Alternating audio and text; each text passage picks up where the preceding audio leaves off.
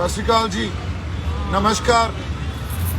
आज हिंदी में बात करेंगे क्योंकि हमारे संघर्ष को एक नया रूप दिया जा रहा है। अभी हम इस देश की एकता और अखंडता और इस देश का मान सम्मान उसको किसी तरह चोट पहुंचाना चाहते हैं।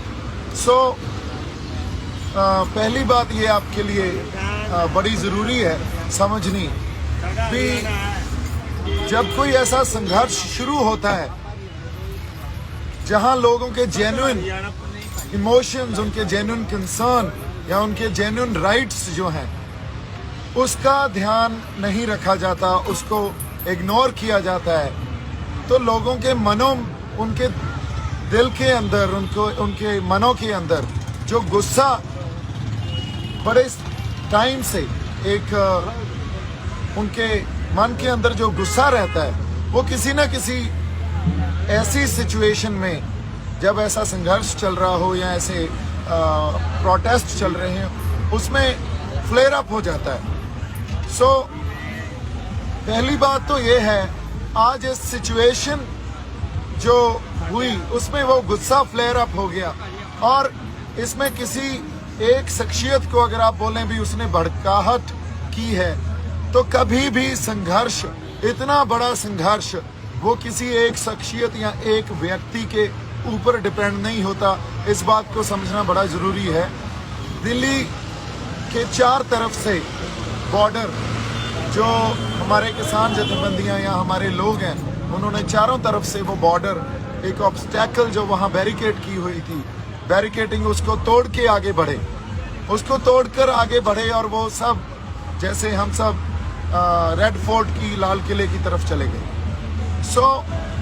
जब रेड फोर्ट की तरफ गए तो एक सिंबॉलिकली अपना रोष, अपना प्रोटेस्ट, अपना विरोध दर्ज करवाने के लिए जो नए कृषि कानून बने हैं उसको दर्ज करवाने के लिए हमने वहाँ निशान साहब भी लगाया, हमने किसान झंडा भी हमारा लगाया, किसान मजदूर एकता का नारा भी बुलंद किया। इसीलिए किया और पीछे उसके तिरंगा लगा हुआ है। जिस पोस्ट पे हमने झंडे लगाए उस पोस्ट के ऊपर कोई झंडा नहीं था, और ये झंडा हमारी इस देश की डाइवर्सिटी, जो हमारी डाइवर्सिटी है उसकी पहचान है। देखिए, आप डाइवर्सिटी को इस तरह मत देखिए भी यूनिटी इन डाइवर्सिटी। डाइवर्सिटी का एक्चुअल मीनिंग जो यूनिटी इन डाइवर्सिटी, या हमारे गुरु साहबान या श्री गुरु ग्रंथ साहब से हमने सीखा है, different but equal. Different but equal जो डाइवर्सिटी है उसको समझने की कोशिश कीजिए। इस देश की एकता और अखंडता के ऊपर किसी ने सवाल नहीं उठाए हैं, किसी ने वहां से फिरकू और भड़काने वाली बातें नहीं की हैं। लाखों लोगों ने, इतनी बड़ी मोबिलाइजेशन हुई, लाखों लोग इस बहाव में बहे। वो एक ऐसा बहाव है, अगर आप उस बहाव को नहीं समझेंगे और उसको सिर्फ आज की घटना को आइसोलेशन में देखने लगेंगे तो हम बहुत बड़ी गलती कर जाएंगे। ये एक पहले जो प्रोसेस चल रहा था उसकी कंटिन्यूशन है। इतने समय से हमें 6-6, 7-7 महीने हो गए ये प्रोटेस्ट करते हुए। उस प्रोटेस्ट में 6-7 महीनों की कंटिन्यूशन है जो ये चल रहा है, जो आज हुआ। इसको आइसोलेशन में मत देखिए। ये घटना किसी ने सोच के या किसी ने प्लान करके किसी ने नहीं की है। ये एक जो बहाव है, एक फ्लो है, उस फ्लो में लोग संघर्ष में उन्होंने अपना प्रोटेस्ट सिंबॉलिकली जाहिर किया, जहां पहले उन्होंने निशान साहब और फिर किसान मजदूर एकता का झंडा लगाया और उसके पीछे तिरंगा लगा हुआ है। इस देश की एकता और अखंडता के ऊपर कोई सवाल नहीं उठाया है। हम सिर्फ ये चाहते हैं भी हमें मान सम्मान से रखा जाए और वो मान सम्मान हर सबको मिले। जैसे यूनिटी इन डाइवर्सिटी को समझना है, यूनिटी इन डाइवर्सिटी को समझना भी हमें इस तरह पड़ेगा, different but equal and United.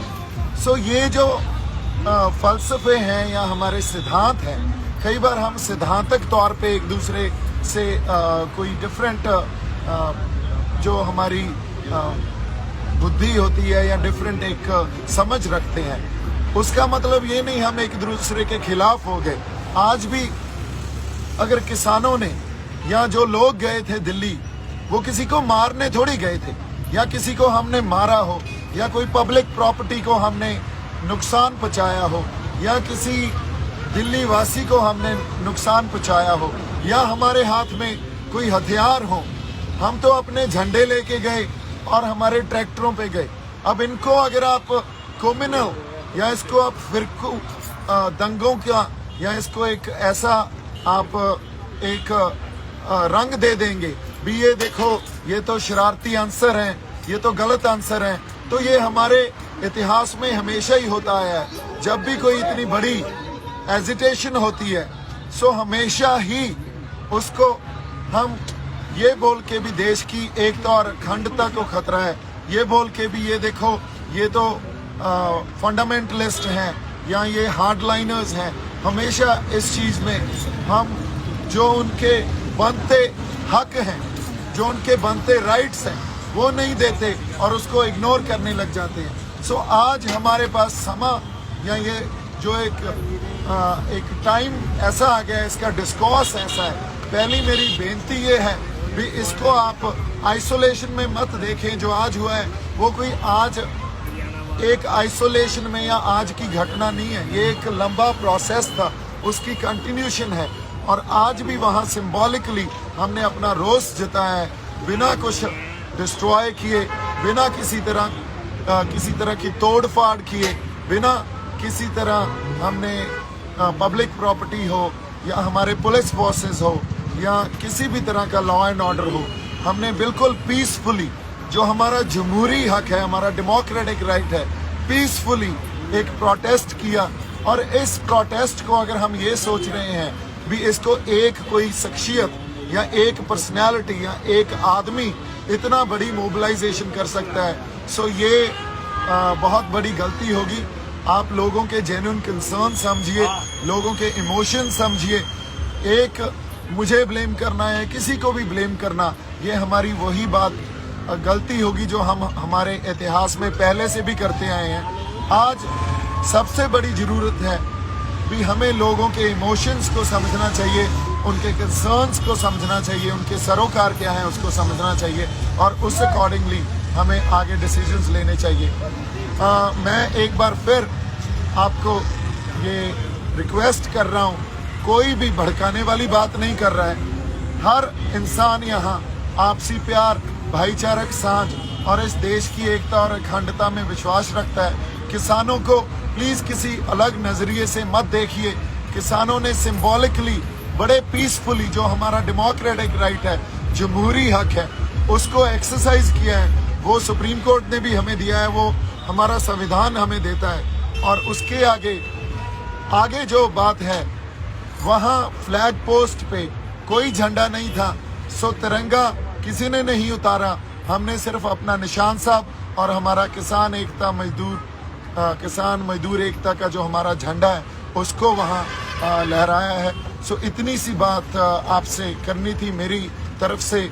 आप सबको एक बार फिर निम्र बेनती है कि हम किसी को भड़काने के लिए ये प्रोटेस्ट नहीं कर रहे हैं। आज भी पीसफुल हैं, आप दिल्ली में देखिए सब पीसफुल हैं। और आज हम ट्रैक्टरों पे और खाली हाथ बैठे हैं। हमारे पास ज़्यादा से ज़्यादा हमारे ये झंडे हैं और कुछ नहीं है। आप यहाँ हमारे जो लोग हैं उनको देखिए, भाई किसी के पास कोई हथियार है? कोई हथियार है? हम अपने झंडे और अपने ट्रैक्टरों पे बैठे हैं। हमारा हथियार हमारे इस डाइवर्सिटी को समझने की कोशिश कीजिए। इस जो लोगों के जेन्युइन कंसर्न्स है उनको समझने की कोशिश कीजिए। इतनी बड़ी मूवमेंट किसी इंसान के या किसी पर्सनालिटी के या किसी एक व्यक्ति के उसकी वजह से नहीं खड़ी होती। ये मूवमेंट तब खड़ी होती है जब लोगों को उनके राइट्स नहीं दिए जाते, उनके जमहूरी हक नहीं दिए जाते। सो ये एक मास मूवमेंट है। मोबिलाइजेशन इतनी बड़ी इसलिए हुई है क्योंकि लोगों के जो दिलों में एक बड़े टाइम से बड़े it's been long that they had this what do you call it? I would say maybe anger within them. Since so long they were preserving it, and it had to be flare up at some point. So when it actually came out, so then this these incidents and this moment actually shaped up. So today, if we are not going to talk about their rights, we are not going to give them their rights, or we are not going to handle it with maturity and always play the blame game, then trust me, this is not going to stop. What we have to do is handle it with a lot of maturity, with responsibility, with purity, and that's what our people want. That's what we all want. As far as national security and integrity is concerned, nobody is questioning it, nobody is threatening it, nobody had intentions to do anything of that sort. We have just actually shown symbolically that it is a protest, it's a mass movement.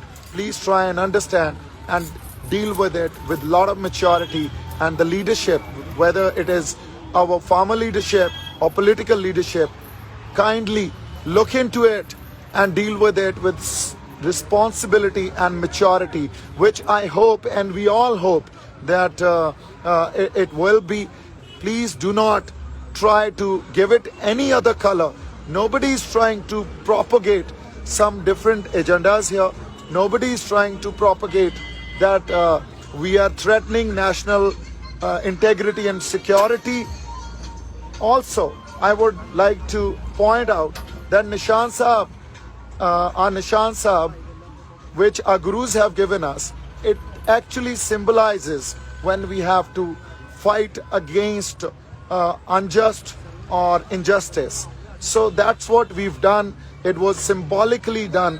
हमने किसी जगह कब्जा नहीं किया था, हमने कोई कब्जा नहीं किया, एक सिंबॉलिकली अपना रोष दर्ज करवाया है।